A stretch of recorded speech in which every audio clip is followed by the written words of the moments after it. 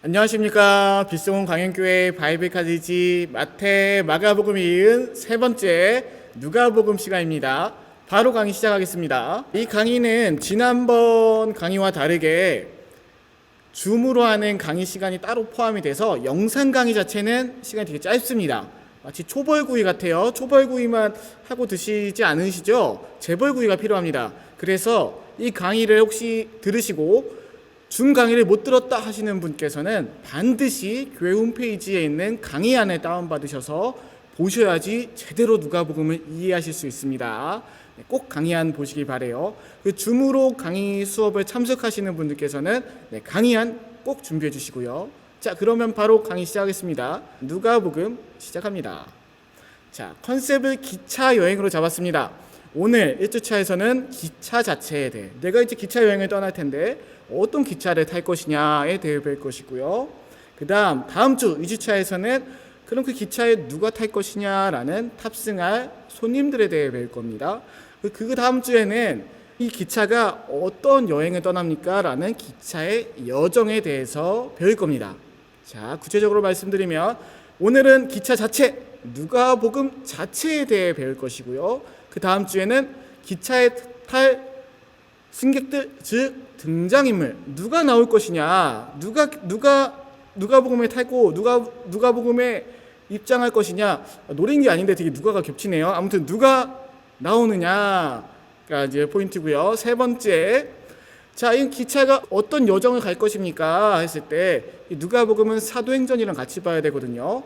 사도행전과의 연관성에서 볼 것이고요. 마지막은 가밍슨, 이건 아직 비밀입니다. 3주차까지 한 다음에 마지막 주는 전체 정리를 하느냐 아니면 우리가 흥미로운 주제 하나를 같이 배우는 시간이 될 겁니다. 자, 그럼 바로 1주차 누가복음 자체 시작해 보겠습니다.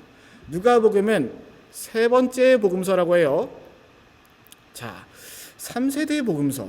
혹시 이 열차 아시는 분 계십니까? 저는 어렸을 때 탔었는데요. 비둘기호입니다. 우리가 기차 컨셉으로 간다 했죠. 기차가 이 비둘기호 전에도 증기기관차, 디젤기관차 되게 많았어요. 그러다 비둘기호, 무궁화호, 새마을호, 그리고 KTX 나왔습니다. 기차가 계속 변합니다. 마찬가지입니다. 복음이라는 것도 처음에는 말해서 이 사람이 듣고 그 다음에 저 사람이 듣고 저 사람이 들었죠. 물론 복음 변하진 않아요. 하지만 이것을 말하던 것을 쓰기 시작하는 일이 나타났습니다. 쓰는 것도 처음부터 쓰는 사람이 있었고 나중에 쓰는 사람이 나타났는데요. 자, 오른쪽 체크 포인트 보시면요. 1세대 복음은 예수님 자체가 우리에게 오신 기쁜 소식이에요. 그래서 예수님 자체가 1세대 복음. 자, 그리고 2세대 복음은 누구냐? 예수님과 함께 있었던 목격자들. 나 예수님 그때 그러시는 거 봤어. 예수님 이 메뉴 되게 좋아하셨어. 라고 예수님과 함께 있던 사람들, 그 사람들이 교회에서 막 말을 했겠죠. 이게 2세대 복음입니다. 3세대 복음은 이제 누가처럼 그랬어요 하면서 적기 시작하던 사람이 3세대 복음입니다. 자, 그 다음 특징입니다. 재구성된 역사서. 오른쪽 그림 보시면요. 맨 위에 마가복음이 있고요. 왼쪽에 마태복음이 있습니다. 오른쪽에 누가복음이 있는데 마가복음의 내용들이 많이 겹쳐져 있죠. 그런데 이 말을 다시 해보면 누가복음만의 내용들이 있다는 거죠. 마가복음에 없는 내용들이요. 마가복음과 마태복음은 옛날 그 당시에 문학적 장르로 봤을 때 전기에 가까워요. 즉 예수님이 어떠한 인생을 살아오고 하셨는지에 대한 예수님의 전기죠. 하지만 누가복음은 그 당시의 특징으로 봤을 때 장르상 역사서입니다. 역사에 대한 정의가 다양하겠지만요. 목적을 가진 역사예요. 왼쪽 그림 볼게요. 이렇게 퍼즐 맞추듯이 누가는 많은 이야기를 알고 있었습니다. 그 이야기를 나름대로 목적을 갖고 쓴 역사입니다. 그래서 왼쪽 체크 포인트, 누가복음만의 특징은 전기보다는 역사에 가깝다. 어떤 역사? 어떤 목적을 가진 역사? 하나님께서 선지자들로부터 시작돼서 말씀하신 약속, 그 약속이 성취되는 것이 어떻게 이루어지는가에 대한 그 목적을 담은 역사서, 그렇게 재구성된 역사서입니다. 누가복음만의 특징 두 가지, 3세대 복음, 두 번째, 재구성된 역사서입니다. 자, 예시를 한번 보죠. 누가복음 1장 1절입니다. 우리 중에 이루어진 사실에 대해서 많은 사람들이 복음에 대해 관심을 가졌고, 2절, 처음부터 목격자, 이 사람들은 2세대 복음이겠죠. 그리고 말씀에 입군된 자들이 전하여 준 그대로 내력을 저술하려고, 최대한 그대로 다 적으려고 했고, 이걸 하기 위해서 붓을 든 사람이 누구라고요? 붓을 든 사람이 나다. 아니요, 붓을 든 사람이 되게 많았습니다. 당시에 막 많았었어요. 누가는 이것을 재구성한 겁니다. 그리고 왜요? 3절, 그 모든 일을 근원부터, 1세대부터 근원부터 자세히 미루어 살핀 나도 데오빌로 각하에게 차례대로 써보내는 것이 좋은 줄 알았노니, 그 이유는 이는 각하가 알고 있는 바를, 이미 1세대 2세대를 지난 복음을 통해 알고 있는 바를 더 확실하게 하려 함이로라. 우리가 똑같은 본문을 왜 계속 듣습니까? 날마다 새롭죠. 풍성해지죠. 마찬가지입니다. 3세대 복음, 누가복음의 목적은 이미 들었던 사람들이 그 알고 있는 바를 더 확실히 하기 위해서 재구성된 역사서라는 것입니다. 자, 그러면 이 누가복음, 이 재구성된 이 3세대 복음서가 왜 누구에게 쓰여졌을까요? 첫 번째는 데오빌로, 두 번째는 헬라인들이라고 했는데요. 자, 베일에 감춰진 그대, 혹시 데오빌로에 대해서 아는 분이 계실까요? 데오빌로의 이름의 뜻을 알아봐야 되는데요. 오른쪽 체크 포인트입니다. 데오빌로는 데우스, 헬라어로 데우스가 하나님을 가리키고요, 필로는 친구를 가리킵니다. 데우스 빌로가 이제 합쳐지면서 합성어가 되면서 데오빌로라고 해요. 자, 그럼 생각해 보세요. 데오빌로 각하라고 했습니다. 데오빌로라는 로마에 있는 각하예요. 그러면 황제가 신 같은 대우를 받던 그러한 위치에 있던 당시에 하나님의 친구라는 말을 가진 사람이 로마에서 근무를 하게 되면 황제가 봤을 때 되게 이뻐했을까요? 좋아했을까요? 눈여겨봤을까요? 다 아니죠. 내가 신인데 저 아래 근무하는 애 중에 내가 아니라 다른 신을 믿는 사람이 있으면 그 사람을 근무자로 썼을까요? 안 쓸 가능성이 높습니다. 그래서 이 데오빌로에 대한 설이 여러 가지가 있는데요. 먼저 가명일 것이다. 당시에 글을 쓸 때 특징 중 하나가 가명을 많이 썼기 때문에 가명일 것이다. 둘째, 하나님의 친구들 모두에게 해당하기 위한 것이다. 이 데오빌로 한 사람만을 위한 것이 아니라 1세대, 2세대 복음을 알고 듣고 지켜 행하는 당시의 많은 성도들을 향한, 그런 하나님의 친구가 된, 그리스도 안의 친구가 된 모든 사람들을 향한 것이다 라는 거예요. 즉 정리해보면 오른쪽 아래 체크포인트 맨 아랫줄, 한 사람, 데오빌로 한 사람보다는 하나님의 친구들 모두에게 하는 거예요. 물론 데오빌로라는 사람이 실제로 실존했을 수도 있습니다. 나중에 천국 가서 보자고요. 자, 그리고 두 번째 특징, 헬라인들에 대한 배려가 있습니다. 자, 왼쪽에 그림을 보시면 저게 오리일까요? 토끼일까요?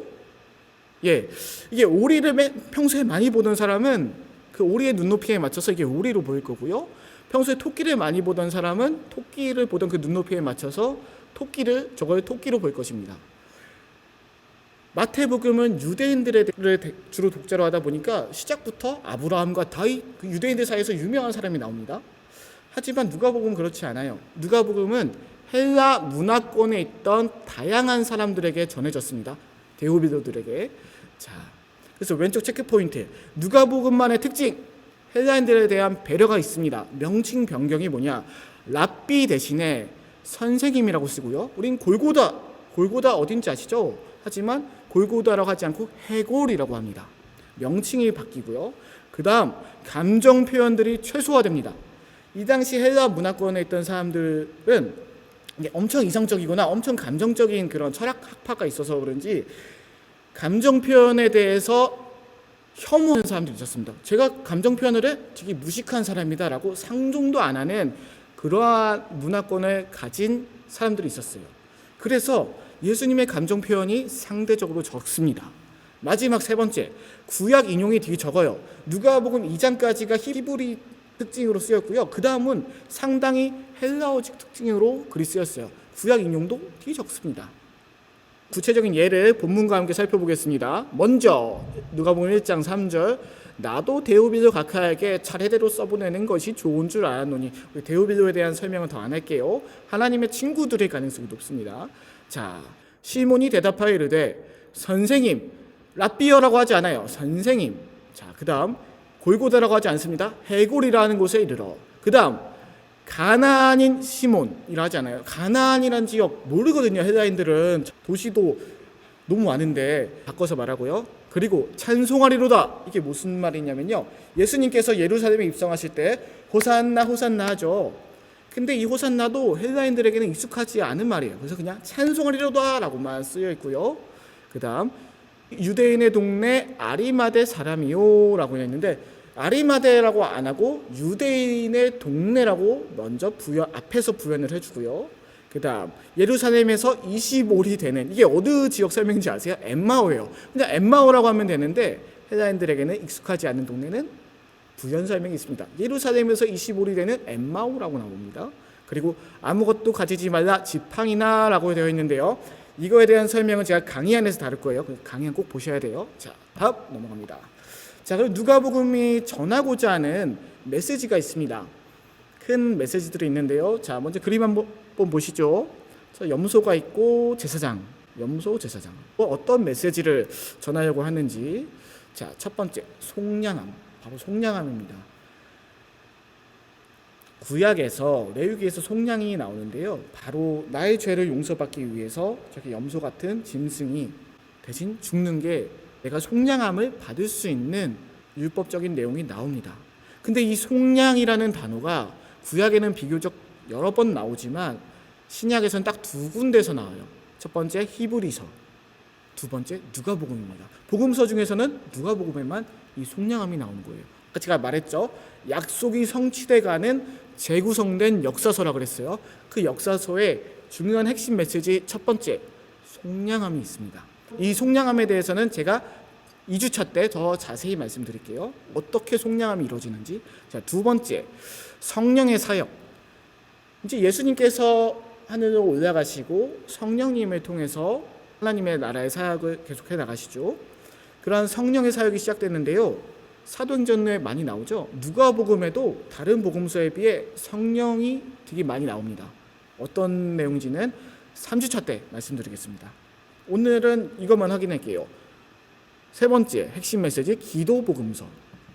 누가복음에는요, 기도에 대한 메시지들이 정말 많이 나옵니다.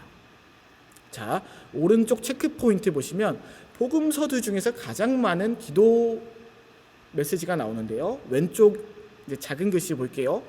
타 복음서에 배나 되는 기도 이야기가 나오는데요, 예수님의 사역의 시작부터 해서 불의한 재판장과 과부, 삭개오, 세리의 기도도 나옵니다. 누가복음만의 다양한 기도들이 나온다는 거. 어떤 내용이냐고요? 시간상 여기까지 하고요. 강의안은 꼭 봐주셔야 됩니다. 이제 줌으로 강의 들으시는 분들께서는 제가 이제 줌에서 말씀드릴게요. 자, 오늘의 핵심 내용 여기까지입니다.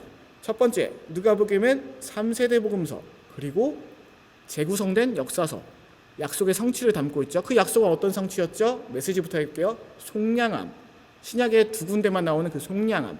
그리고 두 번째, 성령의 사역, 이거는 3주차 때 말씀드릴 거고, 그리고 마지막 메시지는 기도에 대한 메시지가 있고요. 그 가운데 뭐가 있었죠?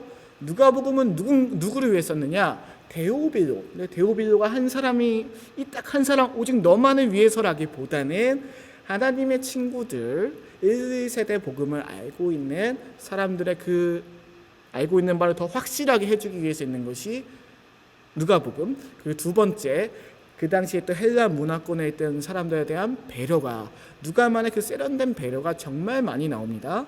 자, 여기까지 하겠고요. 이제 줌으로 강의 들으실 분들께서는 저와 함께 이어서 바로 진행하시고, 이 강의를 나중에 들으신 분께서는 반드시 교회 홈페이지에 있는 강의한 1주차를 제가 일부러 서술식으로 썼습니다. 글 하나 읽으신다는 생각으로 편안하게 읽으시면서 질문도 답해보는 시간 가지시면 되겠습니다. 자, 그러면 다음 주에 계속 진행하겠습니다. 감사합니다.